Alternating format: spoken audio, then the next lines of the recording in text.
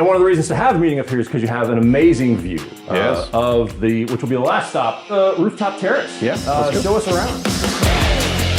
Here we are, outside at the jewelry store. Tell us about the inspiration for this place. Why'd you want to do the rooftop terrace? Based on what we talked about, the way that we can use that conference room, have those special meetings. Sometimes those meetings need a little bit of unwind time, and so we have some patio furniture out here. We have a nice fire pit.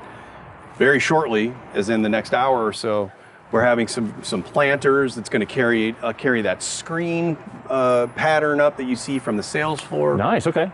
So it'll just be a nice, elegant space, almost like a rooftop that you would have at a nice hotel. Yeah.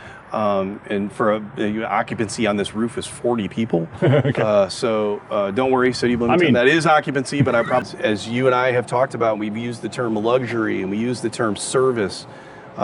We're so conditioned to having to get in our car or an airplane and go buy something and have a luxury experience.